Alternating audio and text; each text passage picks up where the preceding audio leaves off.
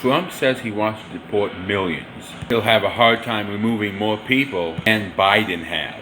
If you go to Tijuana, right up the border wall, you can see a deportation in its final throes. At the edge of a Mexican freeway that runs along the border, there's a nondescript metal door. On any given morning, a Mexican official will open the padlock on the Mexican side, and an American immigration agent will open the padlock on the U.S. side. Then dozens, sometimes hundreds, of people get pushed back into Mexico. Some wander to shelters, others end up camping just outside the door, as if staying close by might improve their chances of getting back in. That deportation door got plenty of use under Donald Trump. And this is what some of Trump's RNC speech was. Under the Trump administration, if you came in illegally, you were apprehended immediately and you were deported. That's why, to keep our family safe, the Republican platform promises to launch the largest deportation operation in the history of our country. Biden, convalescing from a case of COVID at his beach house in Delaware, didn't offer counter-programming, and Kamala Harris, now likely the Democratic nominee, has conspicuously not talked about immigration since taking over the top of the ticket. That might be because Harris and Biden's strongest defense would sound ugly to their liberal supporters. Back in 2020, Biden campaigned on a promise to place a moratorium on deportations. He went as far as to apologize for the Obama-Biden administration record numbers of deportations. That means that campaigning in 2024, it's tricky for Biden or Harris to state a simple fact. That their administration has kicked out millions more migrants than Trump ever managed to. Most Americans don't understand how many people the Biden-Harris administration has removed from the country, and that has allowed Trump to state he'll deport millions of people every year if he takes back the White House. Biden's migrant removals started as soon as he took office. In the spring of 2021, deep in the depths of the COVID-19 pandemic, I was in a camp in Tijuana where some migrants were so hopeful that the new president would let them in that they flew Biden for president flags outside their tents. But most of them who crossed got a slap from reality. They were quickly frog-marched by U.S. Border Patrol back through the deportation doorway, back to the squalid camps in cartel turf. Others got rapidly loaded into ICE planes and flown back to Haiti,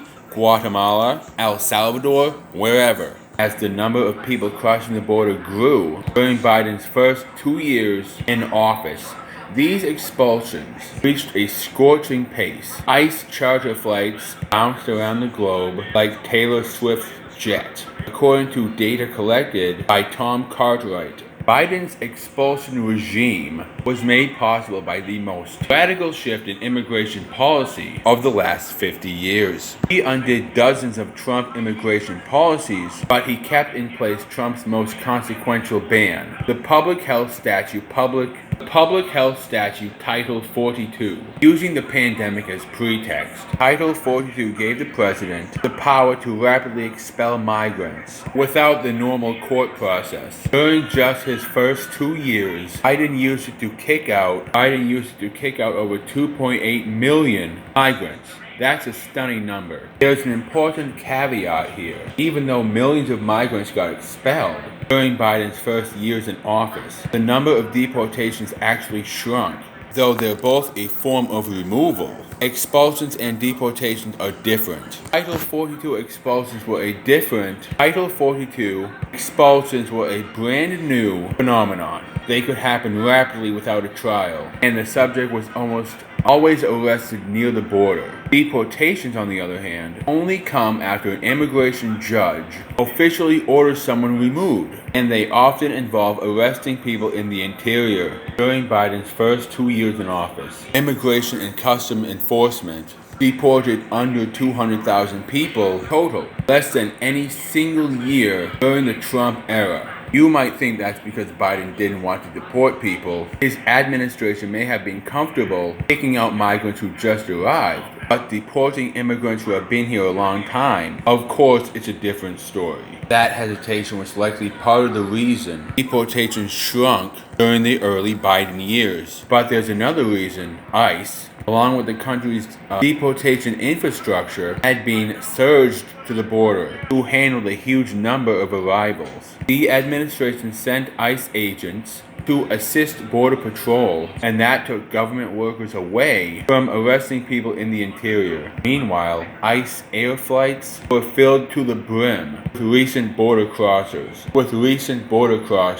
They literally didn't have room for other deportees. As soon as Title 42 ended in May 2023, deportations immediately skyrocketed to historic numbers. According to data analysis from the Migration Policy Institute, a nonpartisan think tank, Biden removed or returned 775,000 unauthorized immigrants from May 2023 to May 2024. Regardless of who's in charge, there are just some structural limitations in the system, said Aaron Reichlin-Melnick, policy director of the American Immigration Council. There's the basic problem of resources. Congress has to agree to appropriate the money for the resources, people, the facilities, and the like. That's because deporting any one person costs thousands of dollars, and it's a legally and logistically dense quagmire. First, there's the matter of actually locating and arresting people. There's no master list of where undocumented immigrants live, and ICE only has a tiny fraction of the total undocumented population under supervision. Then, of course, there's only a finite number of agents. Biden, like Obama before him, has instructed ICE to prioritize removing the worst of the worst: drug dealers, terrorists, sex traffickers, etc. And so many agents, instead of focusing on arresting as many immigrants as possible, instead focus on tracking down and removing specific fugitives. However, if ICE arrests more people, the feds run into the second problem: detaining them. Congress has only funded ICE to jail an average population of 34,000 migrants per day. And even with more funding, ICE doesn't have the physical jail space to detain much more than that. These detentions can last months, even years, because the legal process of deporting someone is lengthy. And there's already a court backlog of over 3 million people. Then there's the third problem. Even after ICE has a deportation order in hand, there's the matter of actually getting them out of the country. Deportation to Mexico happen via bus, but deportations anywhere else, besides the rare ones to Canada, require a plane, and ICE's fleet of contractors is limited. One of its largest passenger flight contractors, iAereo, ceased operations in